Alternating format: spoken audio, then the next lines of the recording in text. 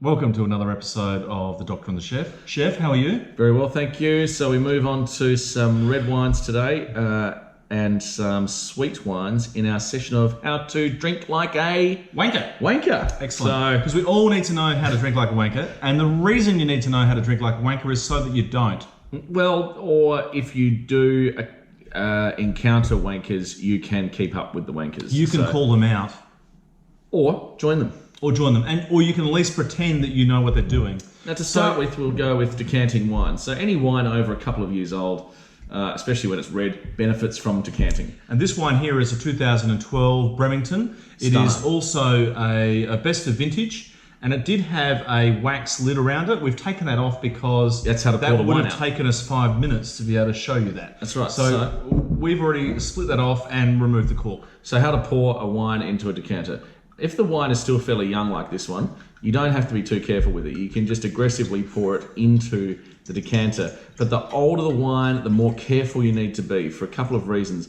If it's a very, very old wine, you want it to stay together. So What's very old? What, 30 years? 20, 25? Yeah, 20 years, 30 years. If it get any older than that, ridiculous. Now, when you get to this point that I'm getting to now, you want to just slow down so the neck of the bottle collects any sediment, which I can sort of see happening now. So I just stop there. Take that off. That's very done. Good, Nick. I've got to say, Chef, that is amazing that you've done that. Yes, I'm quite the wanker. Now, if you really want to be a wanker, you can take this bottle off to the sink, clean out the sediment, pour that out, and pour the decanter wine back into the bottle, and you can double decant it. Or if you're really tricky, what you can do is go get that goon and pour some of the goon in there and give it to your mates who are a bit of a wanker. No, we can't do that. Sorry, don't do that. We never play that game. That is a bad game to play. All right, so then we just pour it out. Don't do that. Pouring from a decanter is strangely different. You've done it wrong. What are you doing? From a bottle. What are you doing? You're doing it wrong. I'm not doing anything wrong. You're doing it completely. It runs out substantially more quickly. What are you doing? What are you talking about? I don't know. What are you doing? You can aerate the wine a little bit like this. You can leave it where it is because the surface area has been increased in the decanter. Now, I'm going to show you something. This is a bit weird. I'm going to pull this back in now. I'm going to show you something that I saw one time with someone who was a wine wanker. And what he did was that he started... What are you doing? I'll show you. So he started with... what am I doing? Oh my God, what are you doing? Well, careful. Oh, you are actually pouring it back in. I'm pouring it back in. So what he did, okay, so this guy starts off and he pours it like this. So he pours the first glass, hang on, and he just does a little touch in there like that. And he goes like this. Yes. So it's all coated throughout the glass. Okay. Then he poured it into the next glass. Oh, okay. And then he went like this. Okay. And hang on, then he went to the next glass. Yeah, but I'm sure you had more skills than you. You're getting red wine everywhere. No, this is the way it was, exactly the same. Went all the way around like that, all the different types of glasses. It was quite bizarre. Okay. And then the thing that he did, which was sacrilege, is he threw it out. Now I'm going to do that. Now, sort of thrown it out.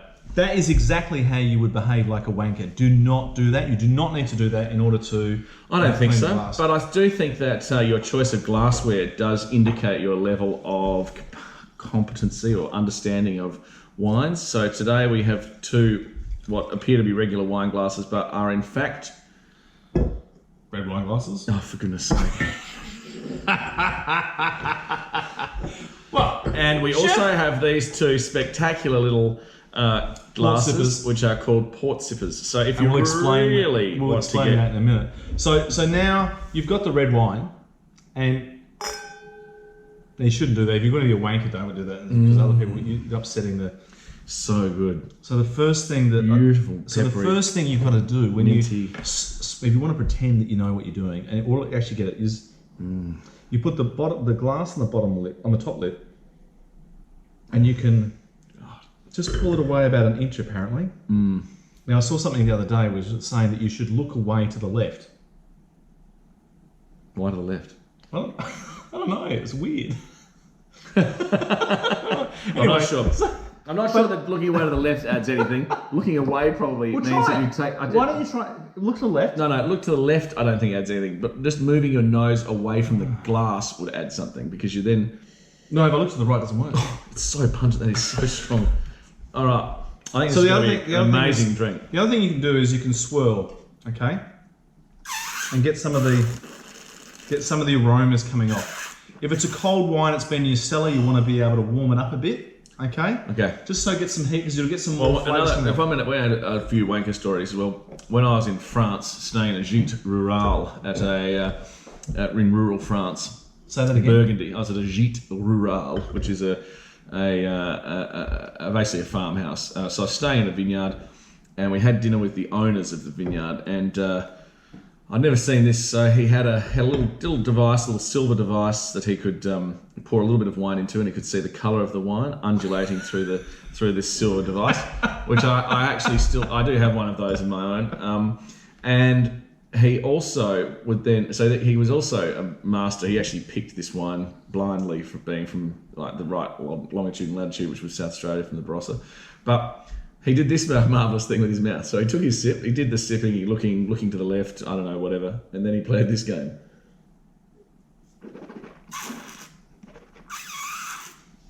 I nearly fell off my chair. I didn't know what was going on. That went on for about 30 seconds. I can't even do it because I'm sort of talking and laughing at the same time. But what that was doing was further aerating the wine in his mouth, yeah, and swishing it around like mouthwash.